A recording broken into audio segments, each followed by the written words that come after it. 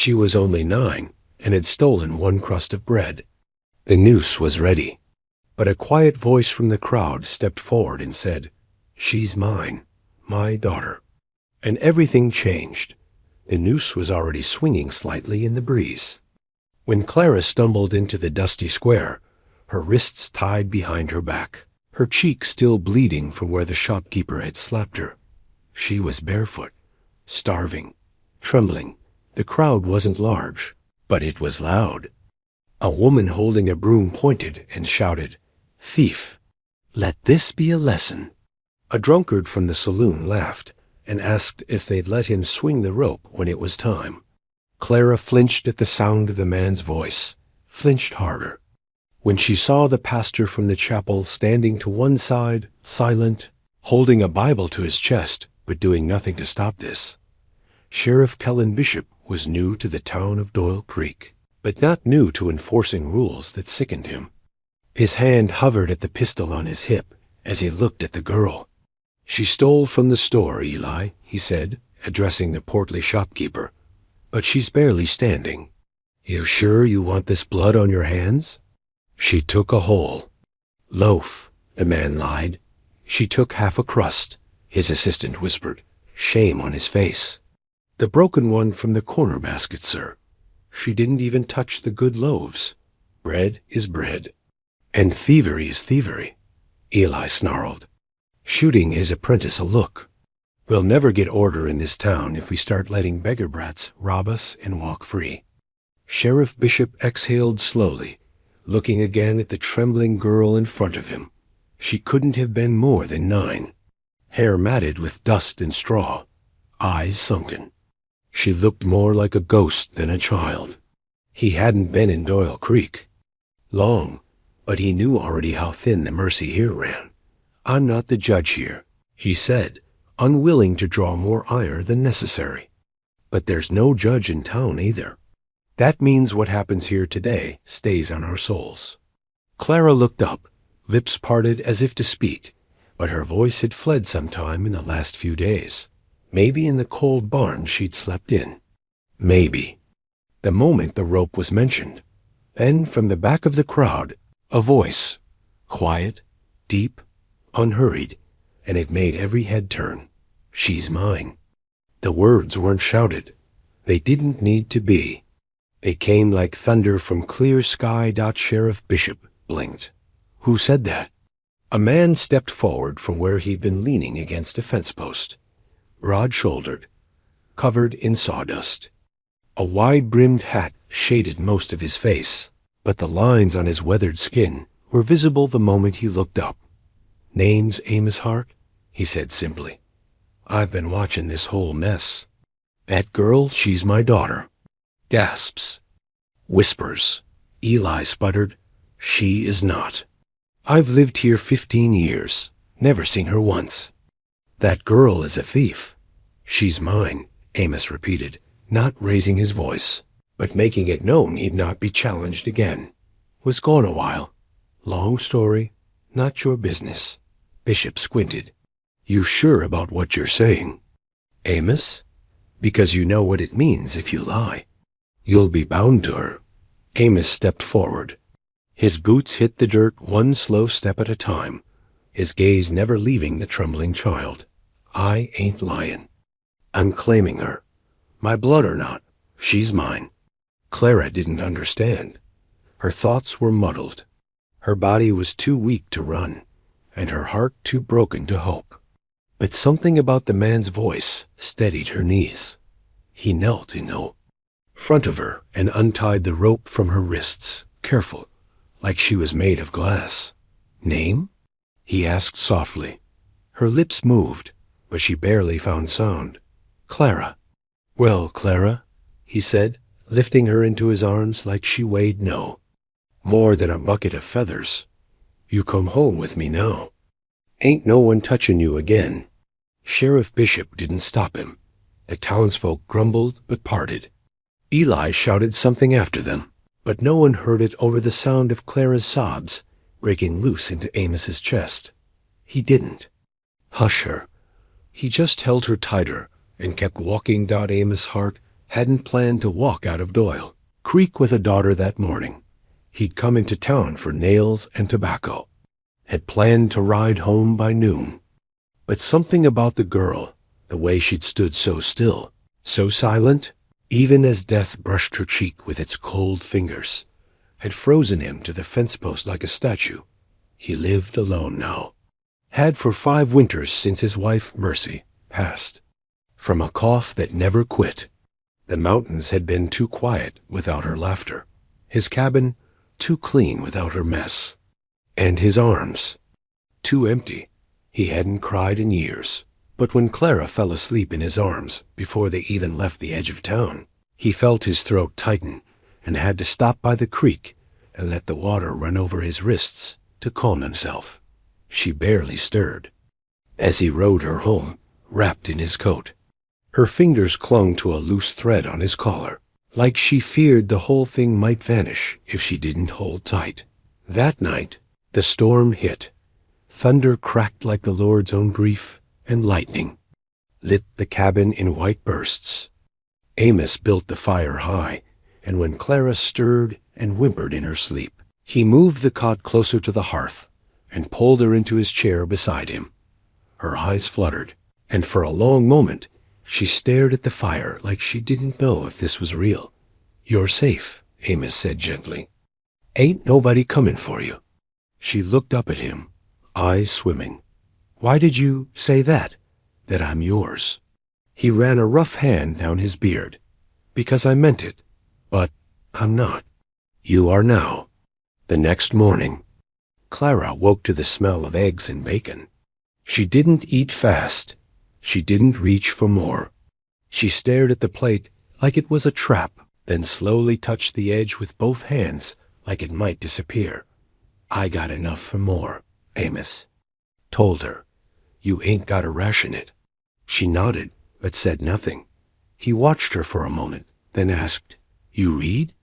She shook her head. "Well, we'll fix that." Her head tilted. "Why?" "'Cause you're mine, and mine get taught." Something shifted in her. Not much, but he saw it. A blink, a breath held and then let go. Word traveled fast in Doyle Creek. Some called Amos foolish. Others called him dangerous. One man spat in his direction at the mercantile and muttered something about harboring thieves. Amos didn't care. He bought Clara a dress that wasn't patched and boots that fit, and walked her into church that Sunday like she was royalty. He didn't kneel during the hymn, but he bowed his head low. Clara mimicked him, her fingers folded tightly, trying to do it right. Mrs. Langley, the pastor's wife, whispered afterward, "She's a brave one." Amos nodded. "She's got fire. Just needs space to burn right." But just as things began to settle, just as Clara's laugh started to appear in quiet bursts at the cabin, a knock came at the door one evening as Amos was finishing supper. Sheriff. Bishop stood on the porch. "I need to talk to you," he said. "Mind stepping out?" Clara's face drained of color. Amos stood slowly. "You sit right there, Clara. I'll be back." He stepped outside, closing the door behind him. Bishop looked serious. "You know I ain't here to cause trouble, but I need to tell you something." "Go on." "There's a man. Came into town this morning. Says he's the girl's uncle." Amos's jaw tightened. "Says her father died in a saloon fire too. Months ago. Her mother passed last winter.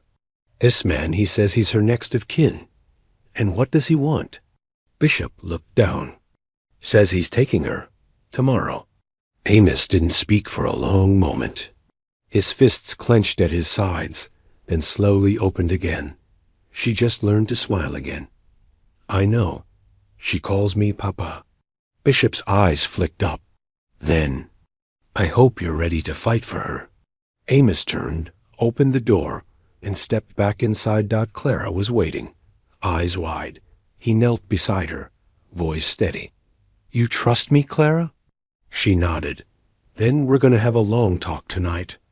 And tomorrow, we don't run. We don't beg. We stand." Her little hand reached for his, and for the first time since he met her, she squeezed back. Clara hadn't slept. She'd closed her eyes, Amos had made her a warm drink, and sat near. The cot, but sleep wouldn't come. Not with what the sheriff had said, still ringing through the cabin walls, even after his boots had walked back down the hill. She'd tried not to listen, but she'd heard every word. Someone was coming to take her. Someone who called her kin. She didn't know who. Uncle. That word tasted like iron and gravel in her mouth. She tried to remember if she'd ever heard it before, tried to recall if her papa had a brother. But there was only fog in her memory. Her mother had died cold and coughing in a barn, and her father had vanished into a saloon 2 winters ago and never come out. No one had come for her then. Not when she was hiding behind barrels, or begging with her palms up, or gnawing at the leather on her boots when she hadn't eaten for days. But now that she was warm, now that someone cared, now they came. Amos was quiet. Always was. He didn't speak to fill silence. He spoke like each word was a nail. He only drove if it mattered. That night, he didn't say much at all, but he did one thing Clara noticed. He sharpened his axe, and then he took down a wooden box from the thing shelf she hadn't seen him touch before. Inside were a few letters, a leather Bible worn soft, and a photograph of a woman whose smile looked like it once knew sunshine. Clara didn't ask who she was, but Amos looked at it like he was asking permission. Then he put the picture on the mantel. The next morning dawned cold and slow. The clouds hung heavy like the sky had forgotten how to shine. Amos fed the fire before Clara even stirred. He made her eat half a biscuit and some eggs, and when she couldn't finish the rest, he didn't push, just nodded. He helped her with her boots, the ones he'd bought just a week earlier. They still looked too new. He knelt in front of her again, like he had the first day. Clara. Her eyes met his. You don't go with anyone unless I tell you to. She nodded slowly. No matter what they say, no matter what names they use, you wait for my voice. Yes, sir. He stood, and together they walked into Doyle Creek. The sheriff was waiting at the edge of town. I stalled him as long as I could. Bishop muttered under his breath. But he's at the boarding house now. He'll be in the square soon. What's his name? Amos asked. Roy Beasley. Says he's her uncle through her father's side. Says he's got papers from over in Hastings to prove it. Clara shrank behind Amos. What else? Amos asked. Bishop looked uneasy. He's got 2 other children with him. Boys. Says he works a freight line between counties. Doesn't stay in one place long. Wants to take her with him when he leaves tonight. Amos didn't respond. Just started walking again, Clara's hand tight in his. When they reached the center of town, a man was already standing by the well. Red vest, traveling boots, hair slicked back like he thought it made him important. The 2 boys with him were maybe 10 and 12, loud and throwing pebbles at a sign. The younger one was chewing something and spitting the juice on the ground. The man turned as they approached. Well, look what we have here. Ain't that my niece? Clara stiffened.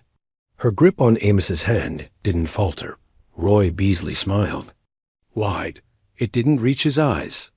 I've been looking all over for you, Pumpkin, he said. Your O.L. Uncle Roy's here now. Gonna take care of you? Got a spot in the wagon right next to your cousins. You'll like them, I bet? They don't bite much. He laughed at his own joke. The boys didn't even look over. Amos stepped forward, his body blocking Clara entirely. She's not going anywhere, he said flatly. Roy's grin faded. Now hold on, mister. I got documents. Legal ones. Sheriff saw 'em. She's kin. Closest blood she's got left. She doesn't know you. Well, can't blame her. Her daddy and I weren't real close, but family's family. Law says she goes with me. You got no claim. She's got a voice, Amos replied. And she's got eyes. She knows who came when she was starving and who didn't. Roy's face darkened. Listen, I didn't drive 3 counties to argue with some washed-up lumberjack. I'm talking her. You don't get to play hero with someone else's kin. That's not how it works. I'm not playing. Sheriff Bishop stepped between them, hand lightly near his holster. Let's all calm down. Roy, you said you had paperwork. But Amos here claimed guardianship before you ever showed. And Clara hasn't spoken a word in your favor. She's 9. She's not a sack of flour to be handed off. She's a child, Amos said. And I'm the one who gave her a name again. Roy turned on Clara. You want to stay with him, little girl? Or come with your real family? Clara didn't move, didn't blink. Then, with a voice that sounded steadier than anyone expected, she said, He's not my family. Amos is. The square went still. Even the boys stopped spitting. Roy's smile cracked. That's sweet, he said through his teeth. Real touching. But it don't change the law. Bishop frowned. It does, actually. Courts don't just rip kids from homes where they're safe. If Amos wants to contest, it'll take weeks of hearings. And you're not from here. I'm talking her today. No, Clara said again, louder this time. You didn't come for me when I was hungry. You didn't come when Mama died. You didn't come when they tried to hang me. You're not my anything. Roy lunged forward. Amos was faster dot in one clean movement. He stepped in front, hand pressed to Roy's chest, stopping him cold. You want to fight, Amos said low. You best pick another day. Roy looked around. The townsfolk had gathered, faces grim, eyes judging. Bishop's hand was still close to his gun. Roy straightened his coat. This ain't over. Yes, Amos replied. It is. Roy didn't speak again, just turned and barked at the boys to follow him. They kicked the dirt and trailed behind as he stormed toward his wagon dot as they left. Clara let out a breath she hadn't realized she'd been holding. Later that night, back in the cabin, Clara helped stir the stew. She still didn't talk much, but her silences weren't afraid anymore.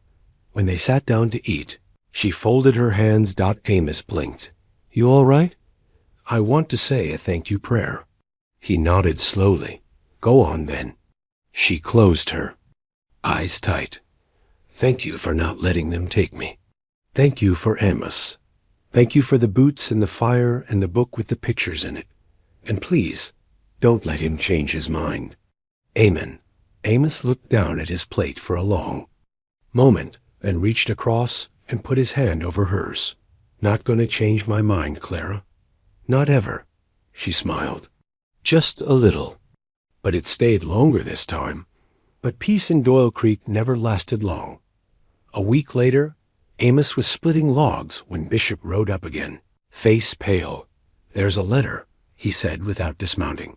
From Hastings. Amos paused, axe buried. In the stump, what kind of letter? Legal, from a judge.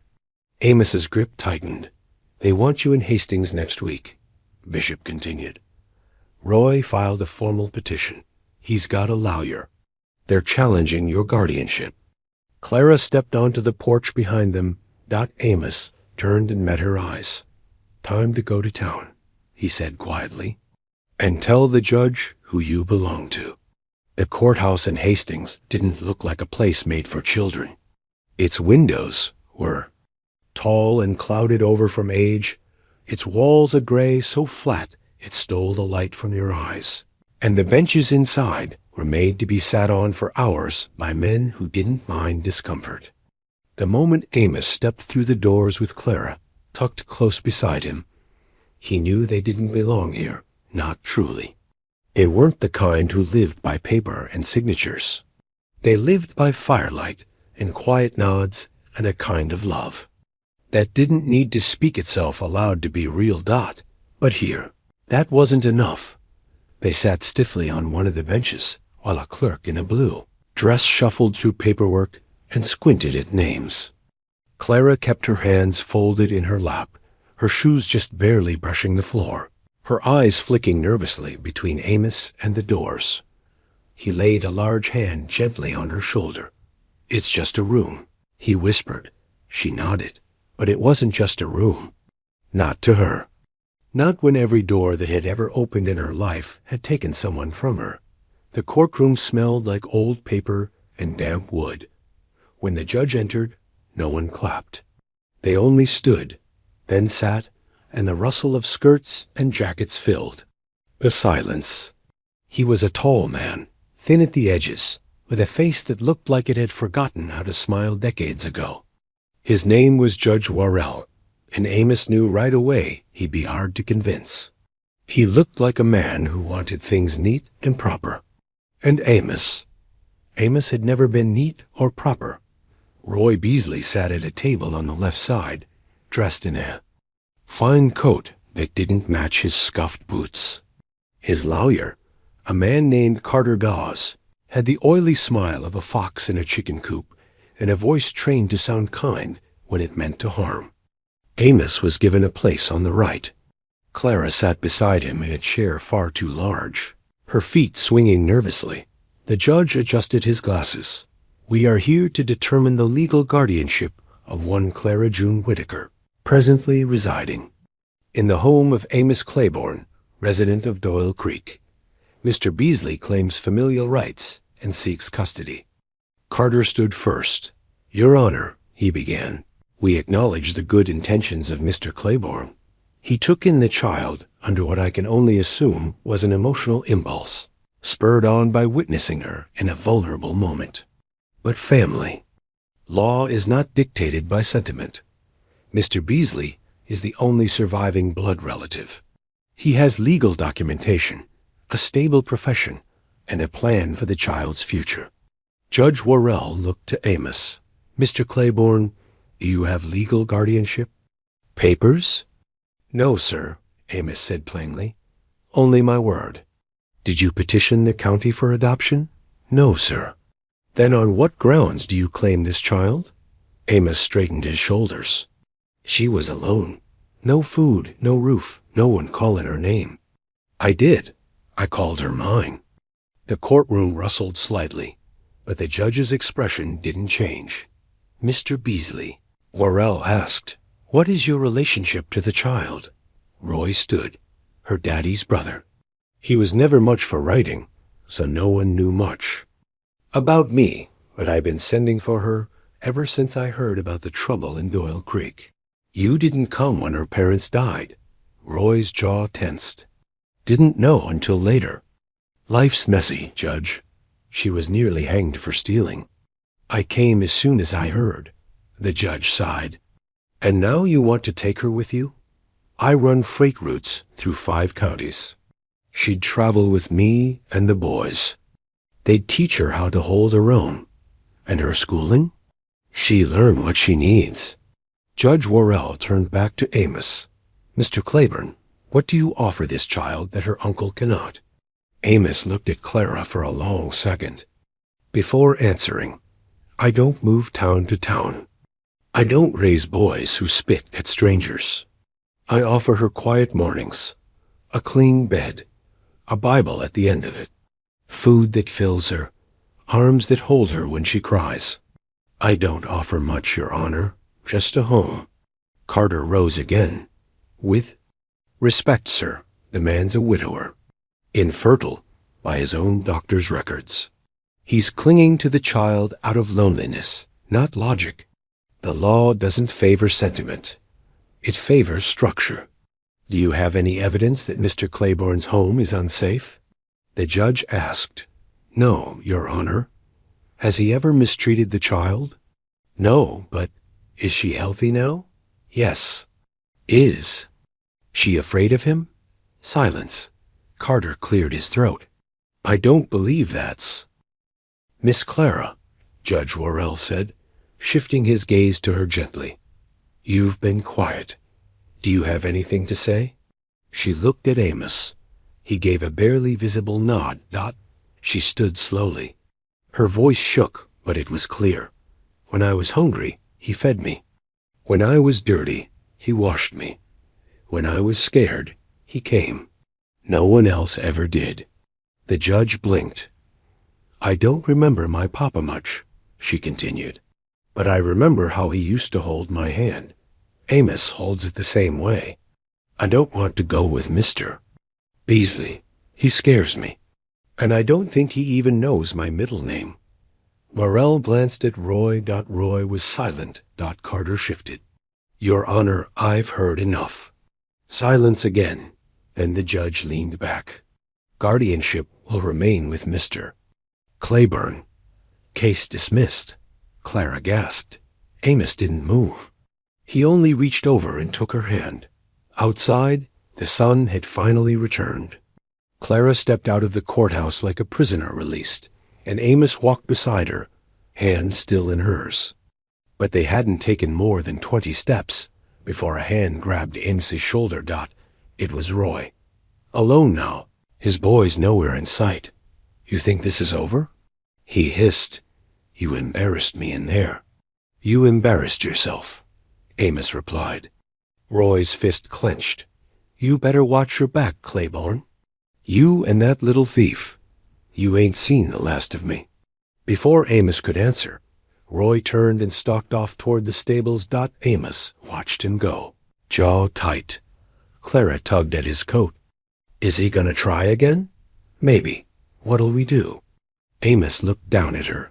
We'll keep living, keep praying. And if he comes again, we'll face him.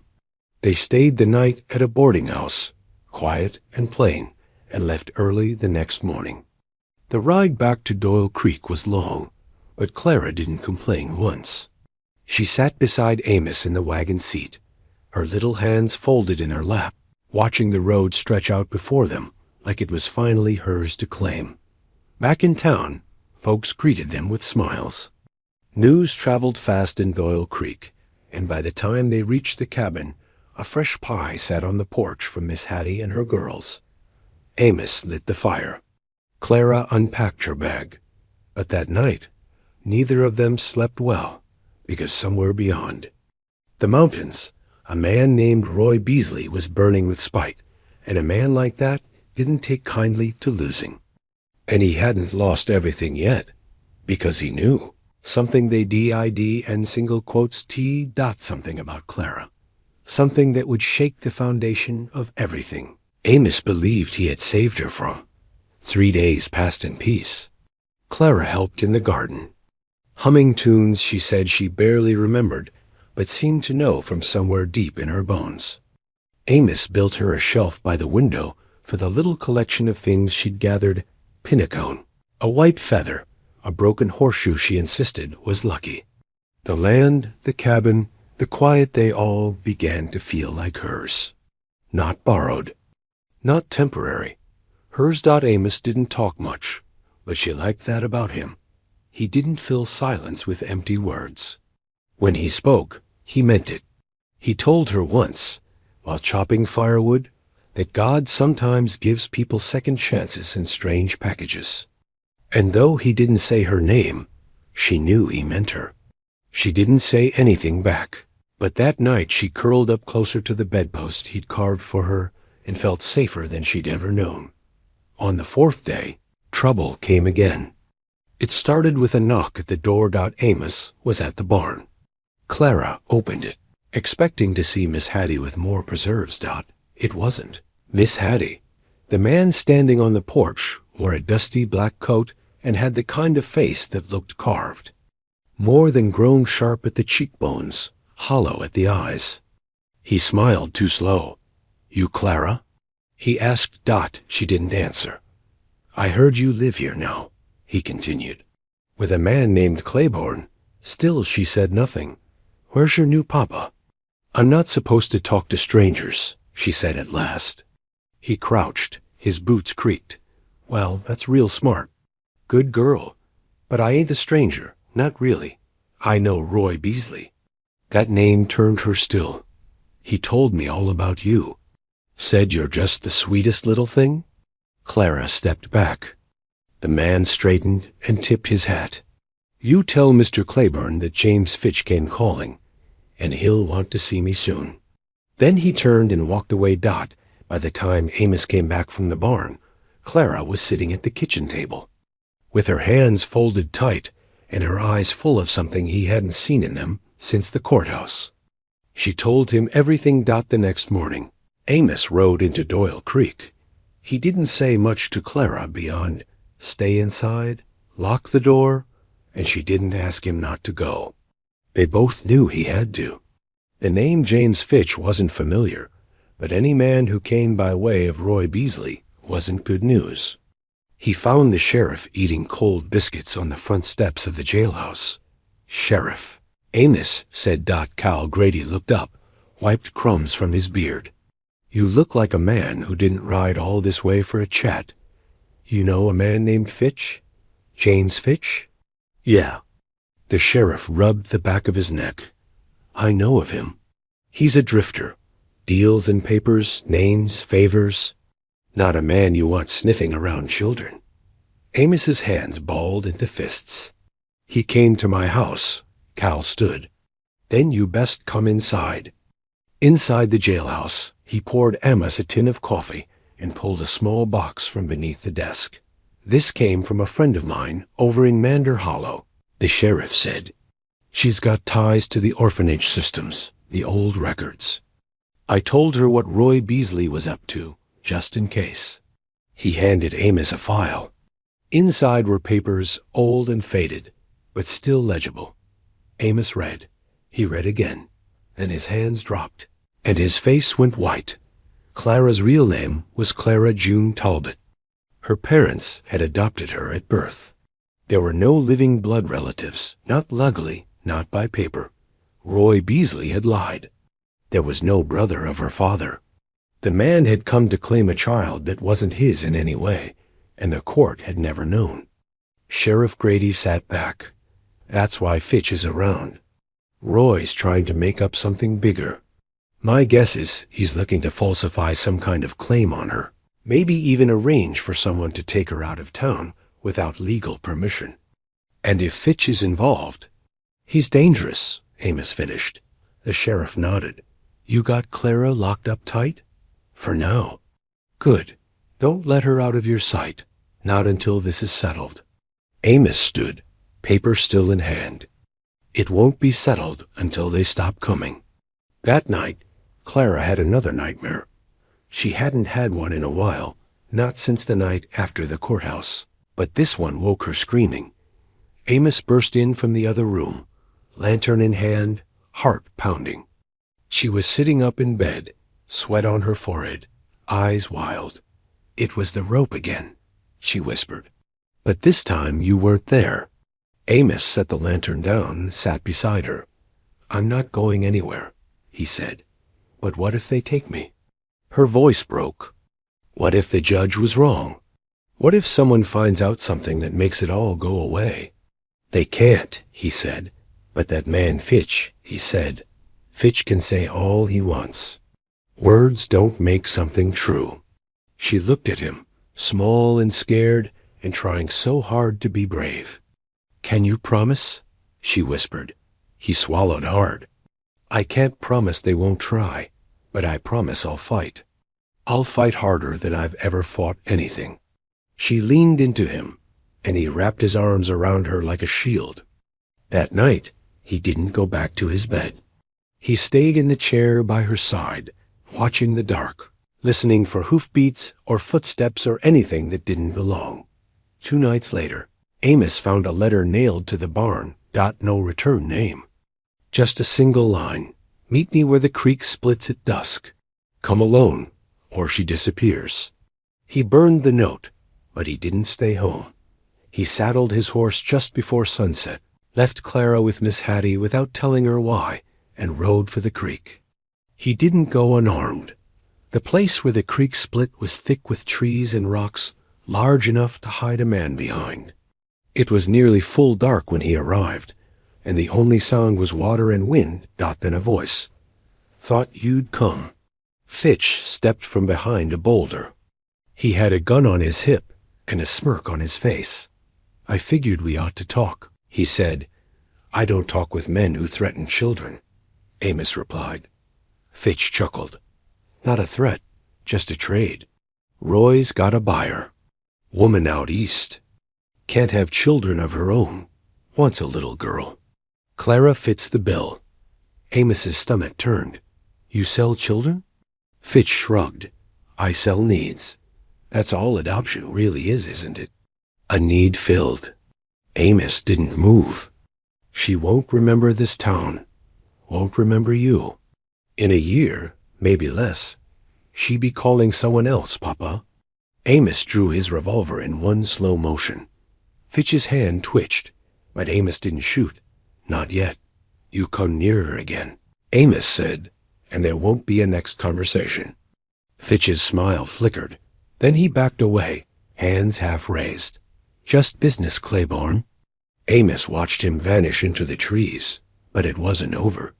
Not by a long mile, because a man like Fitch didn't walk away without a plan B. And Amos knew deep down that whatever that plan was, it was already in motion. Clara was quiet the next morning. She kept glancing toward the window, as if expecting something or someone on the other side. Her spoon scraped the bowl of oatmeal. Uneaten, as Amos sat across from her, trying to pretend that everything was normal.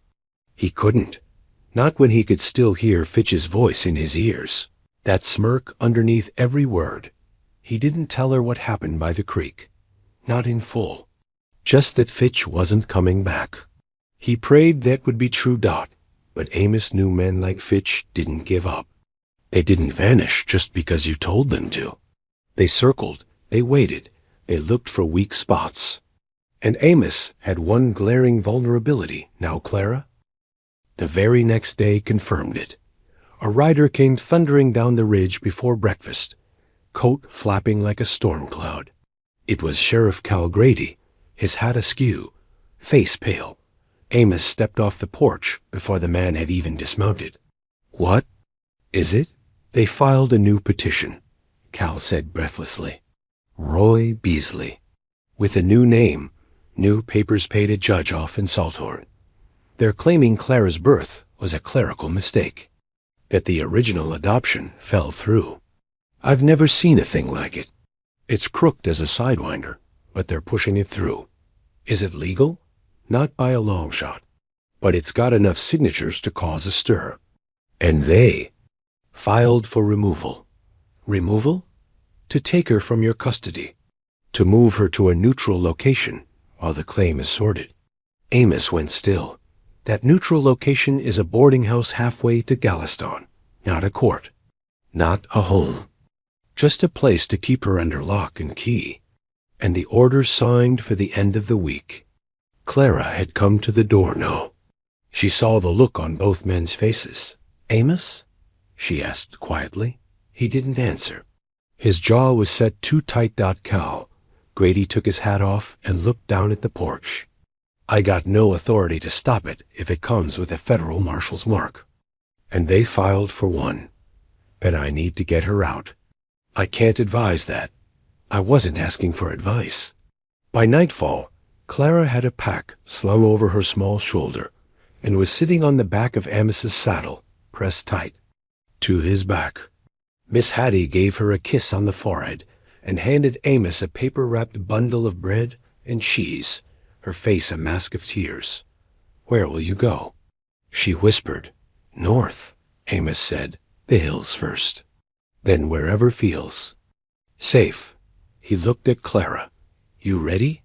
She nodded, but her little hand clutched tighter to his coat. They rode through the night.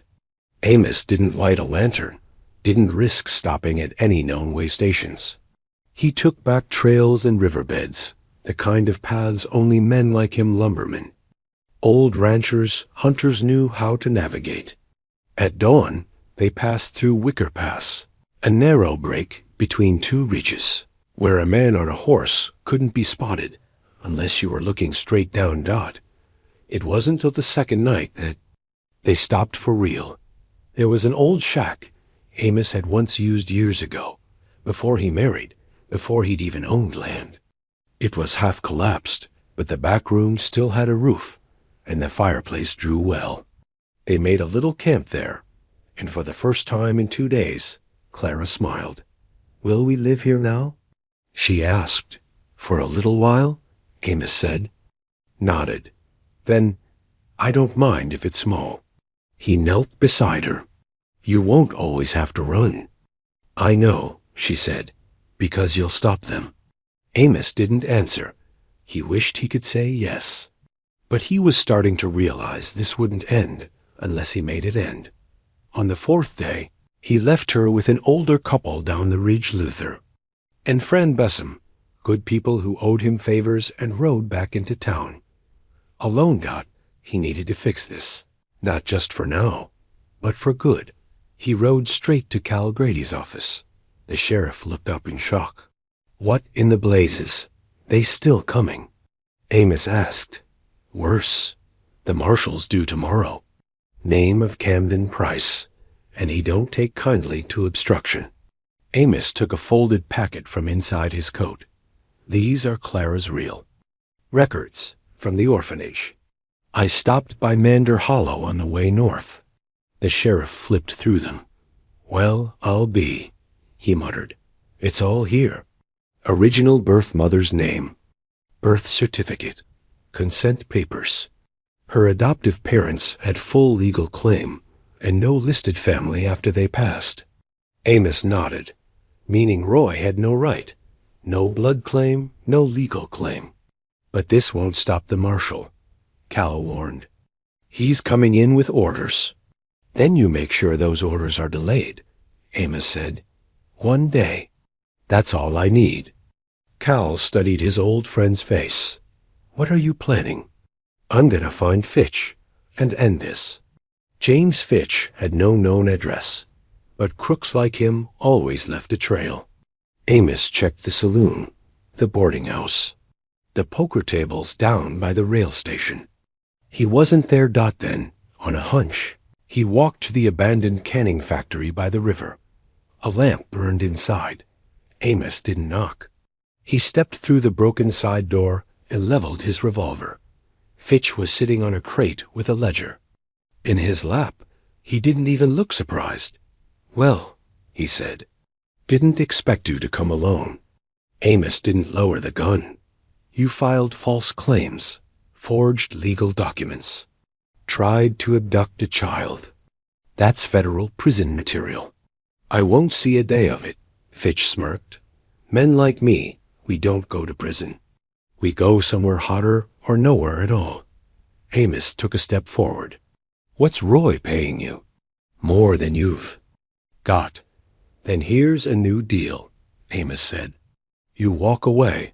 Now, leave town. Never speak her name again." Fitch laughed. Then Amos added, "Or I take these records, real ones, and send them to every judge between here and Salthorn. You won't just lose a job. You'll lose your freedom." Fitch's smirk faltered. "Last chance," Amos said. Fitch hesitated. Then something in his eyes changed. Cold, calculating. "I don't walk away from money, Claiborne." Amos saw the hand twitch toward the pocket, toward the gun. He fired first. Fitch dropped like a stone, the echo of the shot ringing off the rusted tin walls. It was over. Or almost. Amos stepped forward, tore the ledger from Fitch's lifeless hands, and flipped through. Dozens of names. Dozens of children. Trades, purchases, locations. He shoved it under his coat, then walked out into the night. By dawn, the marshal arrived to find the sheriff waiting with a neat packet of documents, including the ledger, the forged claims, and the original adoption records. Camden Price read it all slowly. His jaw clenched. "You say the man who filed these is dead?" he asked. Cal Grady nodded. "Shot while resisting arrest." Price didn't ask more. "Consider the order rescinded," the marshal said. "And if that child's still in town, she's free to stay with the man who's been protecting her." "She's not in town," the sheriff said, "but she be back." Amos rode north again. faster this time. And when Clara saw him ride over the ridge, she dropped her pinnacone collection and ran straight into his arms. "It's over," he told her. "Really?" she whispered. "Really." And she believed him. They returned to the cabin that evening. Miss Hattie had swept the floors. A new loaf of bread waited on the table. At sunset, Clara sat beside the hearth and pulled out the sketchbook. Amos had bought her a week. Before everything went wild. She drew their cabin. Then she drew a man and a little girl standing in front of it. "Is that me?" he asked. She nodded. "And is that you?" Another nod. She hesitated, then reached for the charcoal stub and in blocky letters wrote one word beneath the drawing colon papa. Amos didn't speak. He couldn't. He pulled her close instead and let the silence hold everything he didn't have words for. It wasn't about names or papers or even blood. It was about choice. And love. And staying. Spring came early that year. The frost left the ridge by March, and with it, so did the fear that had lingered in every shadow and knock at the door. Amos didn't say it aloud, but he knew something had shifted, not just in the weather, but in Clara too. She laughed more. Now, she started little songs again, usually when feeding the chickens or helping Miss Hattie shell peas. It wasn't loud laughter, not wild or showy. It was the kind that caught in her throat and looked surprised to be there. One morning, while fixing the gate near the pasture, Amos found her on the fence post, holding a field daisy and humming. When she saw him, she smiled and said, "I think I like it here." He didn't say it aloud, but he liked it too, more than he ever thought he could like anything again. But Amos knew peace was a fragile thing, and it didn't take much to tear. 2 weeks later, a letter came. Unmarked, unsealed. Inside was a single sheet of paper. Neatly folded. It read, "You think this is over?" The man wasn't working alone. There was no signature. No return address. Just that. Amos read it twice, and burned it in the stove before Clara could see. But all that night he lay awake, listening for the creak of wood, the crunch of footsteps outside. He'd buried Fitch's threat, but something deeper was still moving. And sure enough, it reared its head not a week later. Sheriff Calgrady rode out to the cabin with his hat off and his eyes dark. "You remember Roy Beasley?" he asked the moment Amos met him at the gate. "How could I forget? Well, he's been sniffing around Galveston, and he's not asking questions anymore. He's making accusations. Said you bribed Marshall. Claimed the records you turned in were faked." Amos didn't blink. "What happens next?" "The circuit court wants to investigate. A full hearing, out in the county seat. They're demanding Clara be present." "Why?" "To verify her identity. Or so they say. But between you and me, this smells rotten. I don't trust the judge assigned. I won't bring her there. You might not have a choice." Amos looked past him to where Clara sat on the porch steps, cradling a kitten she'd found in the barn 2 days ago. "I won't bring her into another courtroom. Then we'll have to bring the court to her." Cal pulled every string he had. In the end, he convinced the judge to travel to their town instead of dragging Clara halfway across the territory. "It's just a procedural hearing," Cal told Amos, "a review." But Amos didn't believe in procedural things anymore. Not when men like Roy Beasley were involved. The morning of the hearing, Clara woke early. She dressed herself, brushed her own hair, sat at the table with her hands folded. "Do I have to speak?" she asked. "Only if you want to," Amos said. "If I get scared?" He knelt beside her. "Then I'll be right there." The hearing was held in the schoolhouse cleaned out for the occasion, the blackboard scrubbed, the desks pushed aside. A judge named Mercer took his seat at the front, wearing spectacles and a suit too stiff for the dust in the air. Roy Beasley sat in the back row, Alone, when Clara walked in holding Amos's hand, the room went still. She sat on a little bench with her feet swinging above the floor. The judge looked down at her, then at the documents Amos had submitted weeks earlier. "Clara, do you know this man?" he asked gently. She nodded. "He's my papa." "And how? Long have you been with him?" "Since the bread shop." The judge raised a brow. Amos cleared his throat. "She means, since I found her after she was accused of stealing." The judge nodded. "And before that?" "I was alone," Clara said. Her voice dropped. "I lived with someone bad before. Then he traded me." "Traded you?" The judge looked pale. He glanced at Roy, whose face remained unmoved. "Clara, is anyone here forcing you to say these things?" "No, sir." "Do you want to live with Amos Claiborne?" She didn't hesitate. "Yes." He flipped through the documents once more.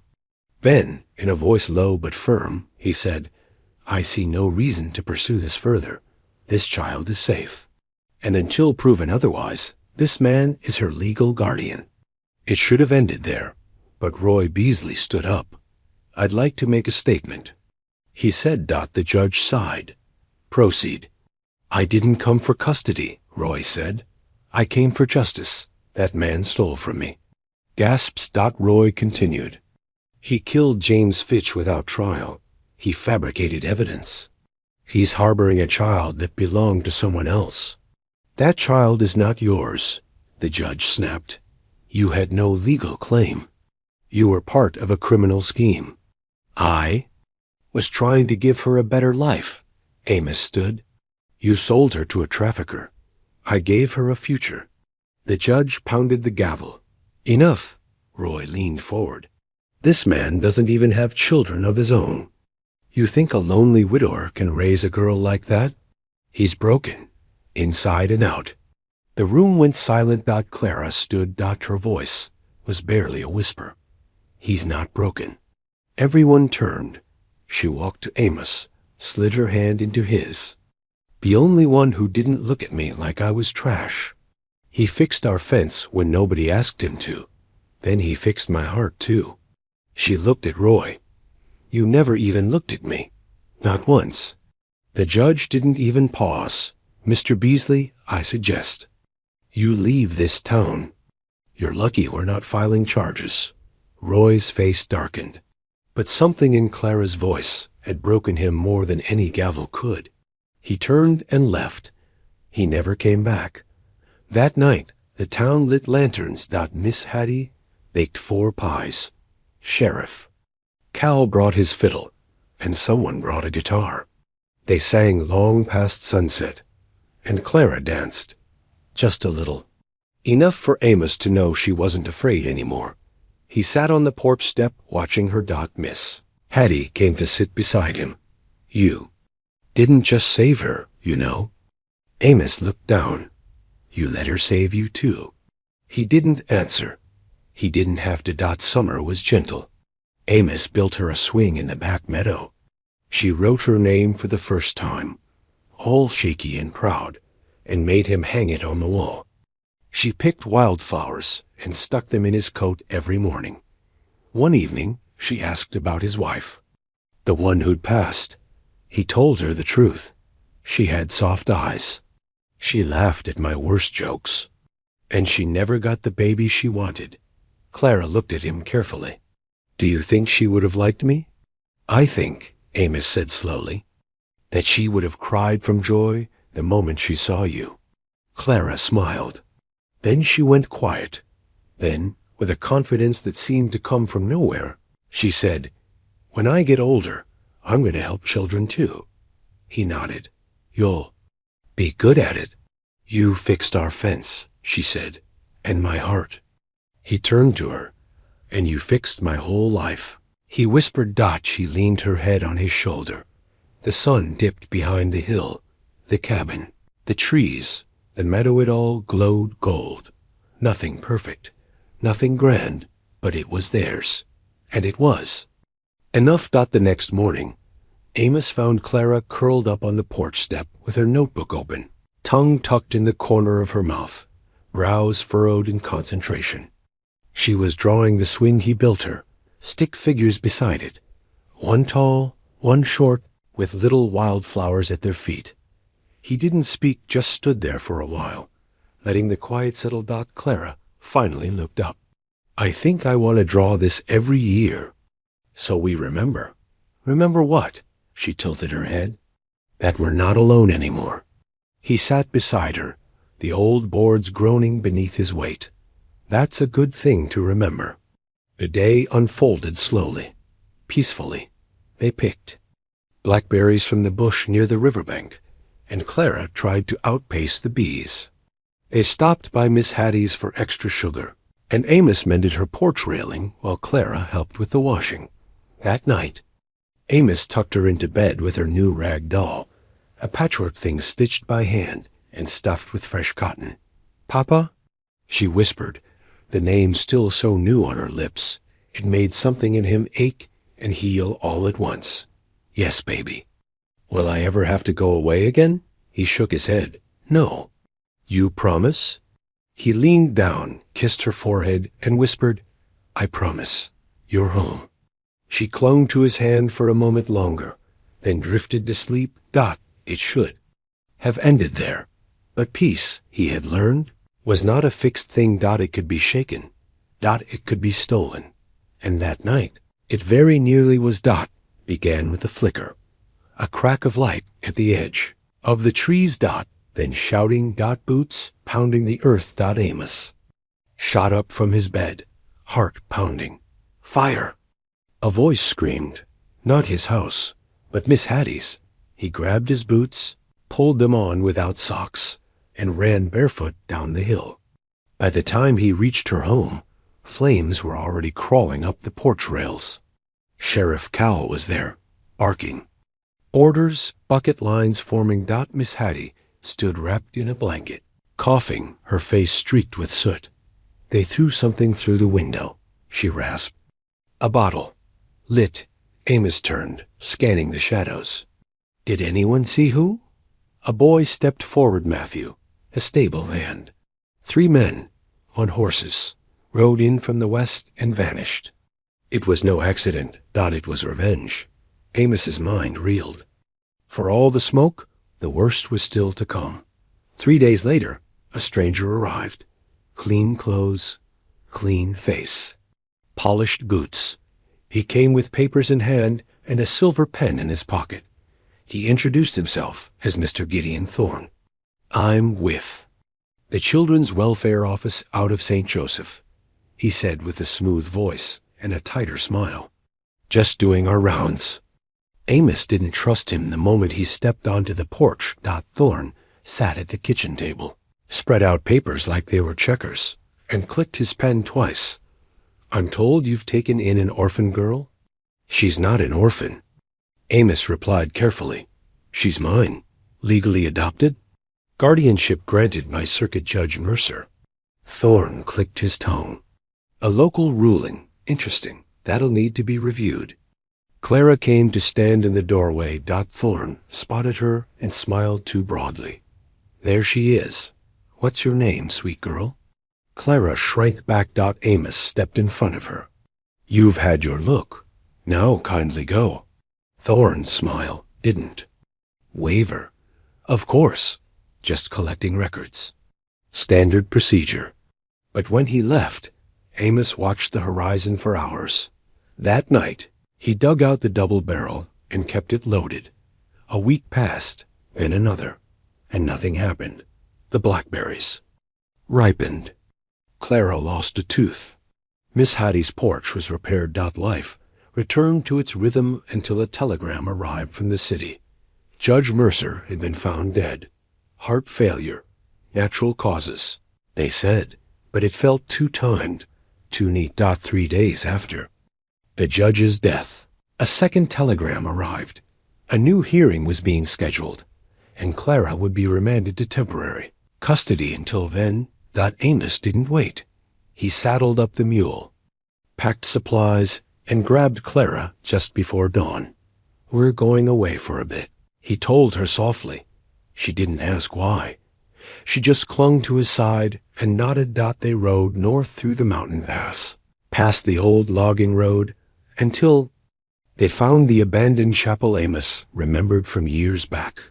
A faded cross still hung over the door, the pews inside now home to cobwebs and dust. But it was shelter, quiet, hidden. Miss Hattie had packed them bread, preserves, and dried apples. Clara cleaned the windows. Amos patched the holes in the roof. It wasn't much, but it was theirs. At night, they sang hymns. Soft, quiet. Hopeful. And for a time, the world left them alone. But peace, again, is not last. The men came at dawn. 6 of them, rifles drawn. One carried a letter, a writ, child custody enforcement by order of the governor. Amos stood between them and Clara. She's not going anywhere. She's a ward of the state now. No, she's not. One of the men looked nervous. We don't want trouble, sir. She's been through enough. She's staying. The man raised his weapon. Then a voice echoed from the trees. You. Best lower that, friend. Cal Grady stepped into view, rifle over one shoulder. Half the town behind him. Dozens. Miss Hattie. Matthew. Even old Ben from the mill. The man with the paper paled. This is state law. This is our county. Cal said firmly. And that little girl's our girl now?